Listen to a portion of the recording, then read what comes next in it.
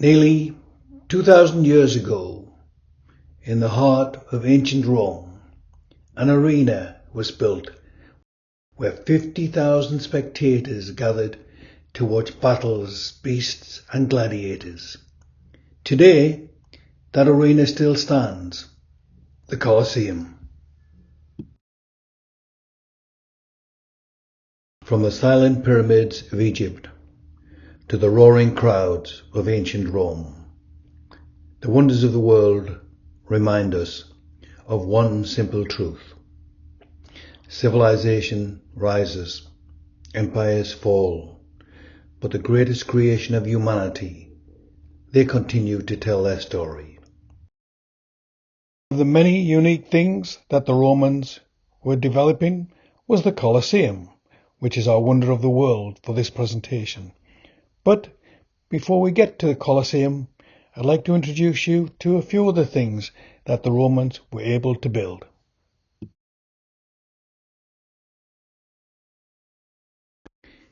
These next two slides we've put together as essential needs to know while you're in and around Rome. They'll guarantee you'll really enjoy yourself and still have money in your wallet when you leave.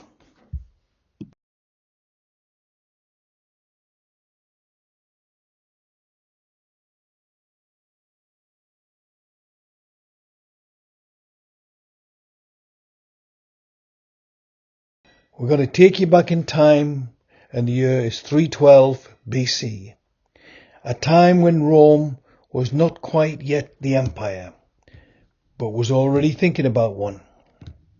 In that year, the Romans constructed their very first aqueduct, the Aqua Appia. Now at first glance, a water channel may not sound particularly exciting. No roaring crowds, no gladiators, no dramatic music. But water changes everything. Before the aqueducts, most of the Roman people relied on wells, rivers, or rainwater, which, as you can imagine, wasn't always reliable or particularly clean. With the Aqua Appia, for the first time, fresh water could be transported directly into the city of Rome, quietly flowing beneath the streets, and suddenly daily life improved. People had more consistent access to clean water, which meant better hygiene, fewer diseases, and frankly, a much nicer place to live.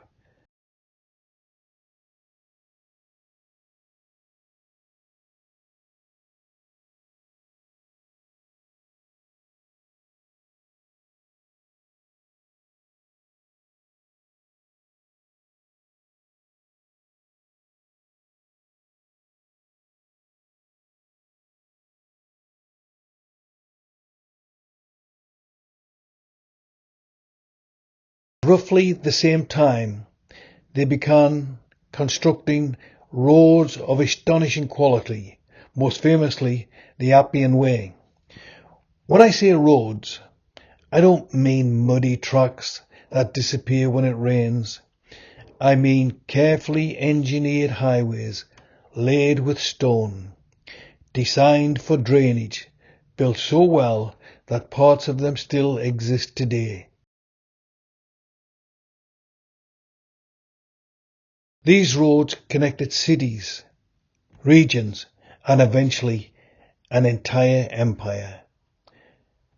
For ordinary people, this meant travel became faster, safer, and more predictable. Goods could be transported efficiently, markets grew, and of course trade expanded. And ideas, perhaps most importantly, could move so freely. For the soldiers, it meant the Roman army could march quickly, respond to threats, and maintain control across vast distances. In short, these innovations didn't just improve life, they transformed Rome into a powerhouse. Reliable water, strong infrastructure, efficient movement, these are all the foundations of any great civilization. And Rome, quite cleverly, mastered all three.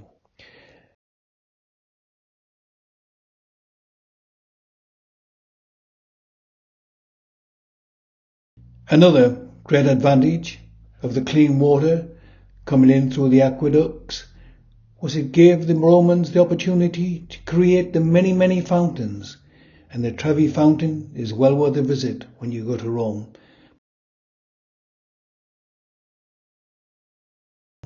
But more importantly, the Roman baths are absolutely incredible.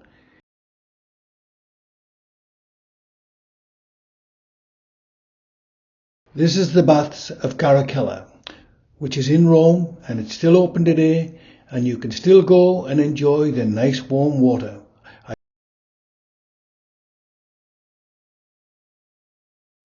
In England, we have a little town called Bath, and the reason it's called Bath is the Romans built a Roman bath there back in 70 AD, and it is still there today.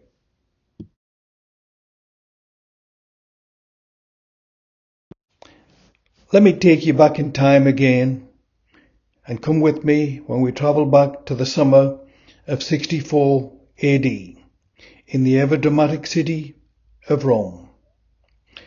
On the night of July the 18th, a fire broke out in the merchant district near Circus Maximus. That was a large stadium used for chariot racing.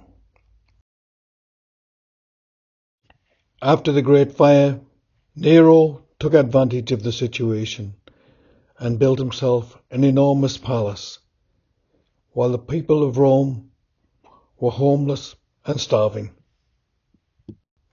In 68 AD, rebellion spread across the empire.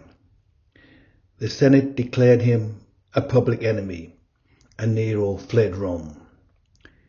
Facing execution, he took his own life, and with Nero gone, Rome had a bigger problem. The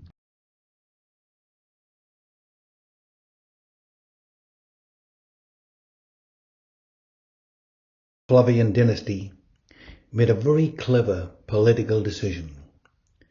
They would erase Nero's symbol of excess and replace it with something for the public. If you were the emperor, what would you build if you wanted to entertain the entire city of Rome 2,000 years ago? Well, Roman engineers answered that question with one of the most extraordinary structures that was ever built, the Colosseum.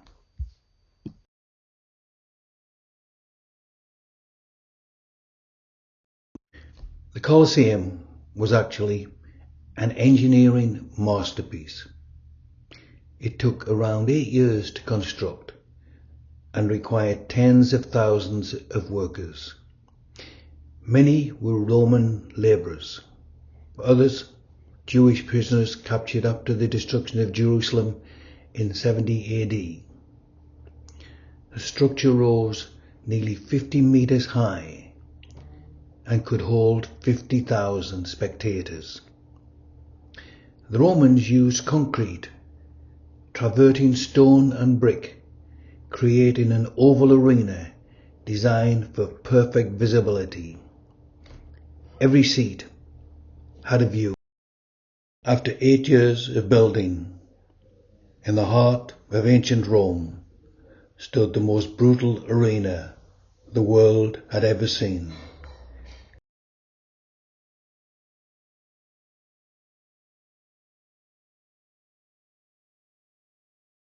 But today, what most visitors don't realize is that the Colosseum once hosted some unbelievably shocking events. And the opening celebration was something rather spectacular. The games lasted 100 days. Thousands of animals were brought from across the empire. Imagine sitting here 2,000 years ago, surrounded by 50,000 Romans, waiting for the arena to open its gates.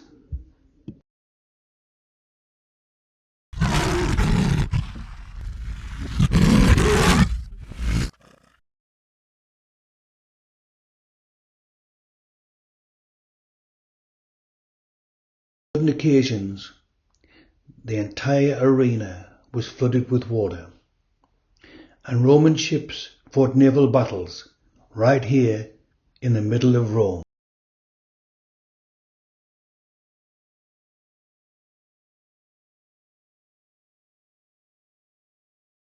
I think it would have been totally incredible to be sitting in the arena watching these naval battles. What do you think?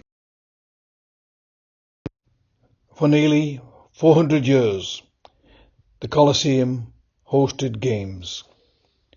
But by the 5th century, the Roman Empire was declining. And yet, despite earthquakes, looting, and the passing of nearly 2,000 years, the Colosseum still stands.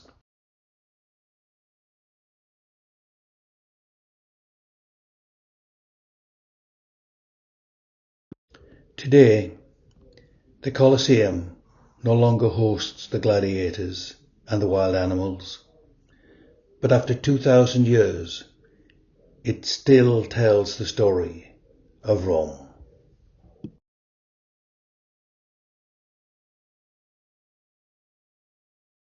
It is no longer a place of gladiators, but a monument to Roman engineering, Roman ambition, and Roman spectacular. And perhaps the greatest irony of all, the arena built to entertain the crowds of ancient Rome still does exactly that throughout the day in these current times.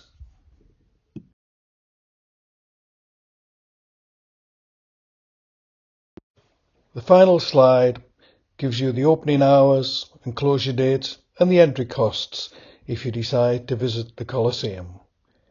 And this year the Colosseum is 1,946 years old. So I think we all should wish it a big, big, big happy birthday.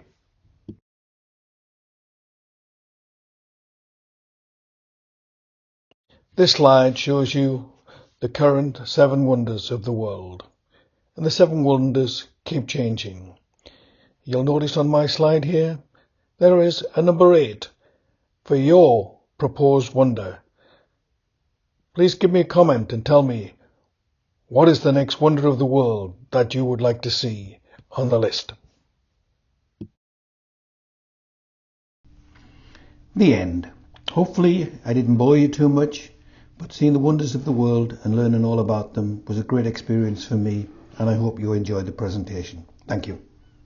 Travelling, the only way to live.